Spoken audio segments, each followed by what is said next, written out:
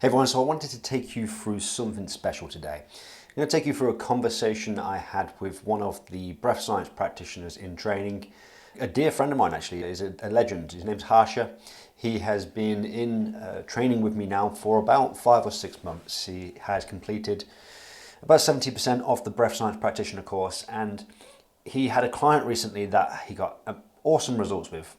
And these are pretty typical results that people can get when they have completed this course and completed the training to help people with stress and anxiety.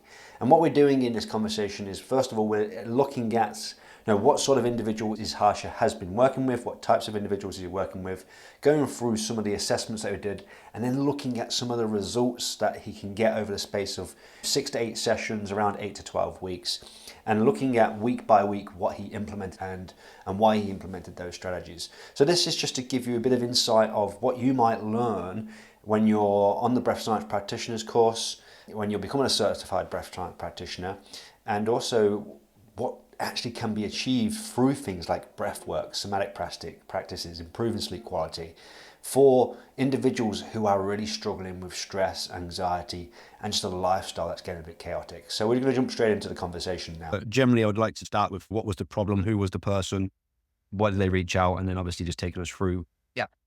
So yeah, talk us through it. Yeah, cool. So, guy that I worked with he's 43 years old. It's typical to the type of person that I generally work with. Busy job. He's head of a crypto trading fund, so he manages a lot of money, and the market's very volatile and open 24/7. So he's always looking at his phone, and his emotions are tied to the wild swings in the crypto market. So he's super stressed and anxious, and he's finding it very difficult to manage his stress and anxiety, and that's just spilling over into family life. So he's irritable, he's shouting at his kids a lot. And basically, it's his wife who saw my Instagram and was just like, look, you should speak to Harsha because this is not going very well. If this continues, we've got big issues in terms of as a family and as a marriage. He was given a very firm encouragement from his wife to speak to me and get it sorted. The good thing was, even though he was in a bad spot with his stress and anxiety, at the start of the year, he stopped drinking. Okay. So that's one big lifestyle factor that he had under control. He was 6 months into not drinking. He had started to see improvements in his general quality of life through bringing off the booze. He'd already committed to something as well, and he hadn't broke. So for me, that was a good sign because you're always looking for signs of like coachability. This was a really good one. Something always know. There's something within that where he's committed to creating a change and has seen benefits in it as well. So that's a reinforcement for motivation that he can change his behavior, and that's great for yourself thinking that, but also cool, you've managed to implement something and making improvements just with doing alcohol. Imagine what you can do if you change this and this. It's almost like a good way to help people with buy-in on that as well. Yeah, exactly. And sometimes people just have to buy into themselves a little bit as well, right? And so if he's seen that he's been able to stick to something, I think if he was going to make the decision to invest, to back yourself to follow through as well, which is good. Other than that, the stuff he was experiencing outside of his stress and anxiety, poor sleep, he was working out twice a week, but smashing out CrossFit sessions. That's obviously just going to be adding to stress and anxiety. No warm-down protocols or anything like that. Felt he was always congested. And then, yes, always on the screen. Even when he was trying to focus, he was struggling. So that just like general high stress, poor focus. That's where he was at from observations. His starting point. We did the standard assessments. We did the MBT, BOLT, and Exhale, stress and well-being. So just to run through, MBT was 42, BOLT score was 13, Exhale test fairly standard at 50 for someone who's not done breath training before. His stress was super high, 29, and being fairly low on 19. Cool. So that was the starting point. Yeah. So and then I'll just we've got American Psychological Association, 29 out of 40 suggesting highly stressful lifestyle. A low BOLT score, MBT not great, and an average Excel assessment with low well-being score, which, in that, either an initial assessment call or at session one, you're connecting those dots together to go, hey, look, it looks like there's some room to improve your breathing, which should also have some room to improve your stress levels as well. Yeah, that was basically the conversation we had in the initial consultation call. So yeah, and then other observational points of his breathing is it was just super up into his chest. And he's quite a portly guy, but very much breathing pattern up here, super obvious. And then he also mentioned he used mouth breather at night. He'd done a bit of taping, but wasn't really consistent with it. And definitely mouth breathing at night as well. And then also he just felt that if he did any kind of movement other than a general stroller out of the house, he was opening up his mouth. So again, that kind of lent into the bolt score being set out of 13. Yeah, the tolerance there. Also for take note and things to think about when I was putting together this program. In terms of the general things I wanted to do was obviously improve his breathing. That's what we was there for. Improving his sleep, getting his exercise up, but really bringing the intensity of exercise down, but just doing lower intensity work more regularly, at least to start with. Increasing his stress tolerance, again, probably stuff that we're doing in the back end of the program. And then just some behavioral stuff around sleep times, phone use, just how he was managing his day so he could get a bit of confidence around completing tasks so he didn't feel so scatty all the time. And that wasn't very good for his self-esteem. Again, all of these things contribute. So here, we've just got the general results. We don't need to go into this in crazy detail, but just to see the general trends, what we're looking for.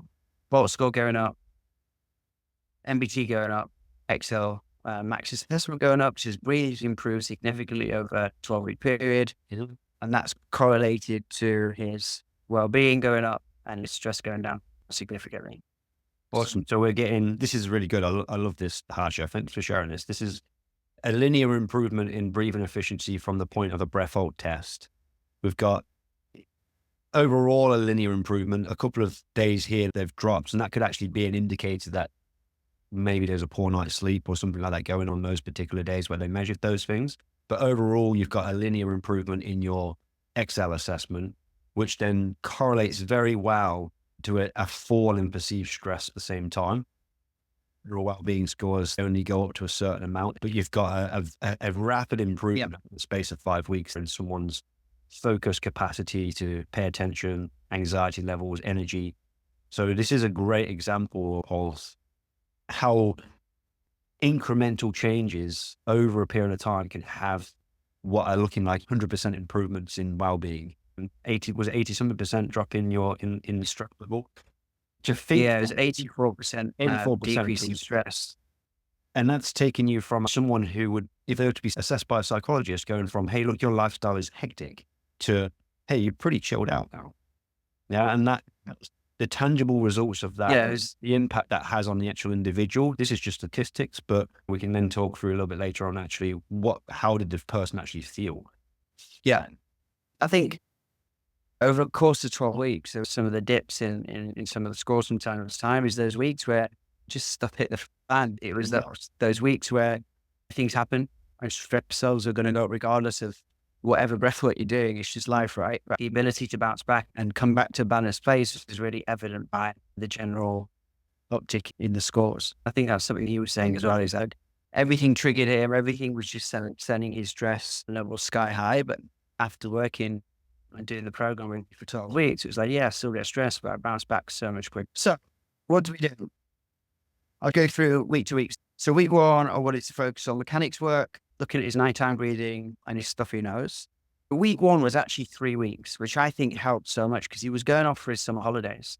And in a way, that was such a blessing in disguise because he had 3 weeks to get some really good basic groundwork done in terms of building a habit and then just focusing on a few key things like his mechanics and getting into a habit of his mouth taping. So we just did some flow breathing. First 2 weeks, three in, 5 out. Third week, 4 in, 6 out. We did some diaphragm doming and some air sipping just to get that diaphragm moving and some movement of the lower ribs. So that was mechanics work. And then we taped his mouth at night. But in the nose unblocker exercise for him to use as a tool. So sometimes he was doing that a couple of times a day. Sometimes he wouldn't need to do it for 2 or 3 days. So that's just as and when. Right. So then we moved into week 2. This was actually 3 weeks later. We looked at air hunger work. I wanted to start working on air hunger tolerance, given his low bolt score, and then some relaxation protocols and a little bit of mind-body stuff, because he did say he was a super cognitive guy and felt really out of touch with his body. So things that we wanted to start working. So box breathing, NSDRs, continued with the mouth taping, and really without doing any kind of protocols around the mind-body, it was like, let's get a picture, build a picture around it. Can you start doing an anxiety diary? So when stuff comes up, just write about it. Cool. What's happening, what are you feeling, and where's it showing up in your body? Love it. So affect And then for an exercise, go. affect labeling, essentially. What was that? The affect labeling that we exactly. we discuss in module 3 and 4. Exactly. Love it. Yeah.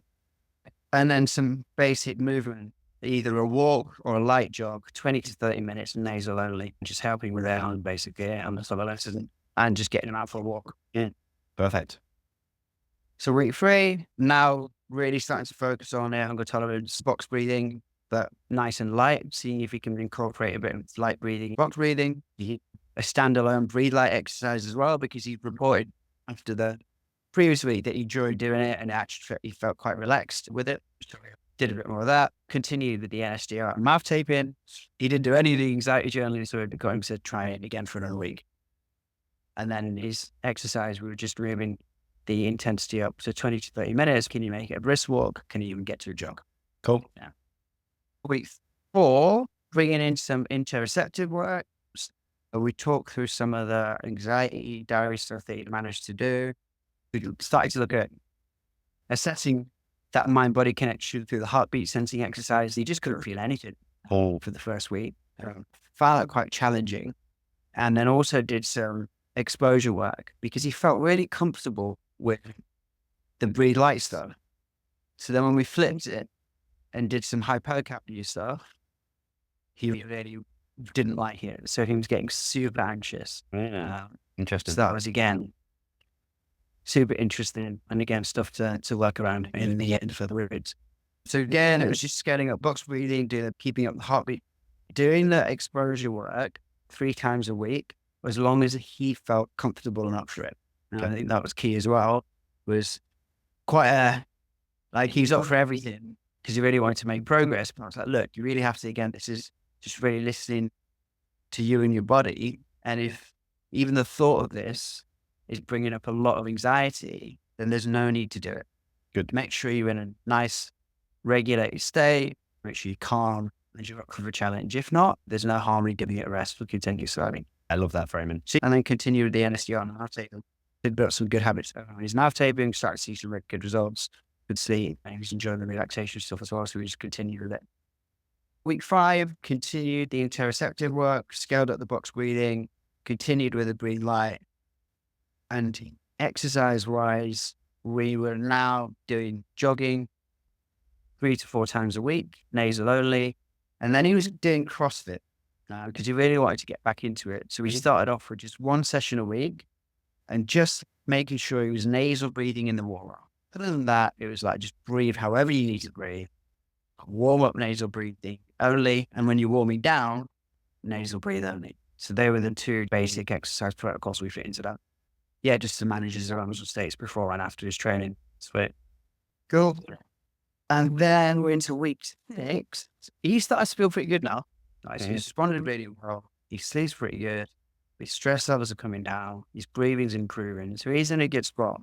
I thought it was a good opportunity to push him a little bit now and just upregulation work, especially as he had some issues and sensitivities around hypercapnia. And now that we've done the exposure work, it was good prep for putting some protocols like power breathing.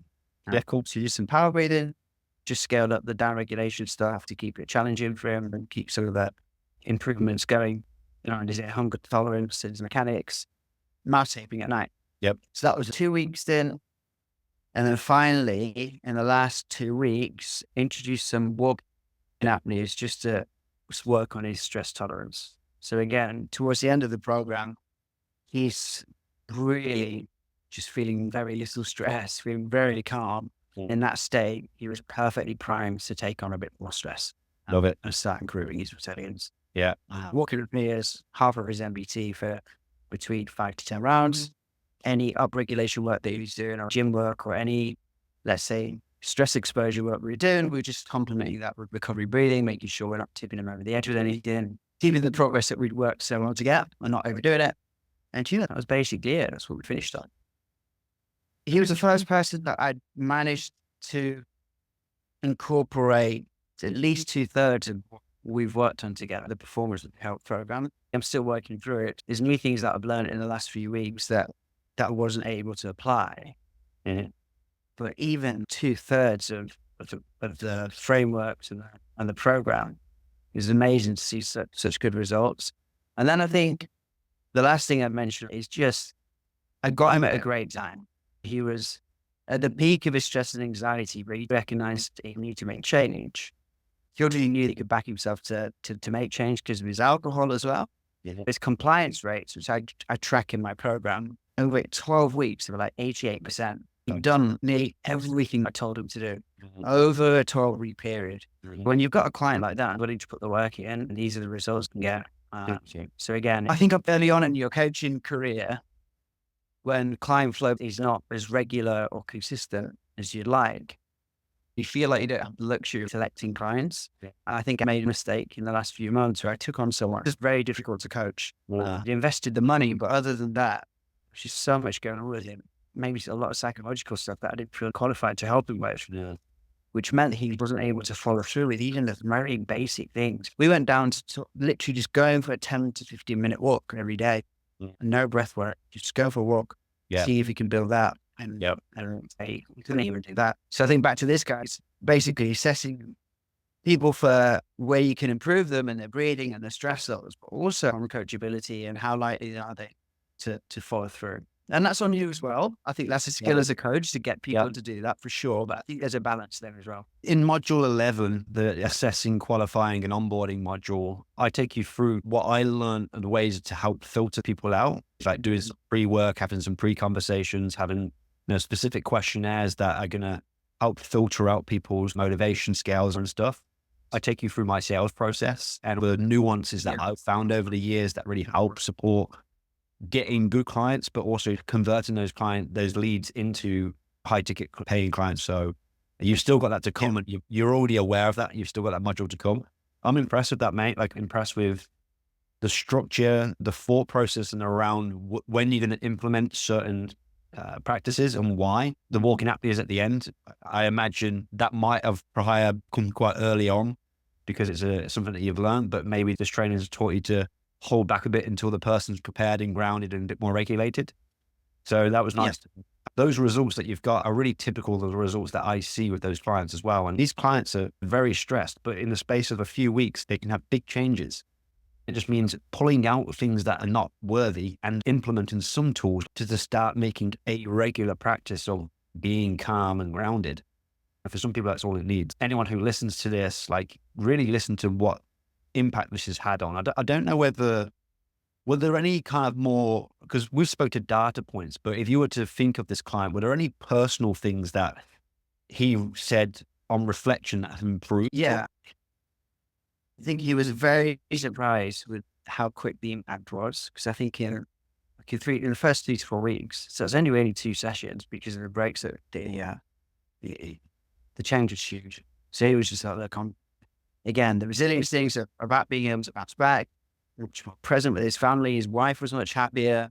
He was sleeping better. He said, look, it was genuinely life changes in terms of the results. And when he gets something like that straight up, he didn't think it would work as well as it did. And his wife messaged me, said he's a different person.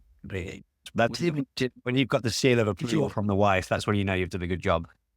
And he would just have it. It's like there's crypto markets 24/7, and he's just literally just watch his portfolio and his client's portfolio, and he put habits. So having it open for 1 or 2 hours a day, off at night, phone in a different room, really disciplined with it. Once he started to experience calm and what it felt like to be regulated, then again that fed back into his behaviors. He was like, okay, so I know I don't have to feel like this. And I know what it feels like to be regulated and more calm, being able to bounce back from news or events or whatever. Then I'm going to implement these steps to continue feeling this way. And I think it's important as well. Yeah. And that's where the structured process you've learned to delay and slow down helps. They get a benefit. They're like, oh, all I've done is changed a couple of habits and I've improved this much. I wonder what's next. And that's when you compliance, right? I've got some wins here. I want to continue with these wins. Whereas, the guy who you were talking about earlier, we've got to strip him back because he can't do anything. So he can't even implement some practices in his life. So therefore, there might be a sense of failure there already. And that can be quite challenging. I've started working with a guy, he's into his 3rd session. The 1st session, I just said, have a shave, give yourself a nice haircut, start cleaning your room, make your bed every morning and get out and go for a walk every day. And that was, he was like, no breath practices then. I was like, you're not going to get any breath practices until you can show me that you're no longer living in the chaos and the mess that you're in. Because I can see the state of when you said that you're ashamed of it. So have a clear out first. Meet him where he's at. And he's a week later, he goes, I cannot believe what you've revealed to my eyes of how crap my life is right now. And these small changes that I've made that made me feel a bit more confident in who I am have helped me to show up at work a little bit better, to be present with people. I don't feel ashamed about how I look and what my house is looking like. I was like, exactly. It's always weighing on your subconscious when you're a man and you've got those things going on. If you ignore them, the monster grows. Even trying to just go for a walk, I'm going to do exactly the same as you are. If people are not showing me they can do stuff, it's like stripping it back to the basics. Yeah. And then that gives them, again, hopefully it gives them the idea, or all they need is a few wins. Even if there's not any material changes in the scores and the test results, but if they've gone, no, I actually did something every day, 6 days out of 7, I did something. It's such a good place to be, just mentally, just real confidence perspective. And you just build on that though. So from what I've learned from a structure perspective, that's been super helpful as well. Yeah. You've not even done the coaching structures module yet. Yeah, can't wait. Looking forward to it. And everything now in the back part of the program feels like it's all tying in. Early on, you're learning the mechanics and then tolerance and sleep, and it's quite theory based, even though there's always practical applications. But in terms of how to actually put this all together and coach, it's all starting to fall into place, which is really good. Awesome. So, yeah. All right, Harsha, if people watch this and they want you to be their coach and need support, how do they find you? Yeah, there's a new landing page being created at the moment, which will be on sfhbreathwork.com. Other than that, Instagram, sfh_breathwork. You can find me on LinkedIn as well under Harsha Delana.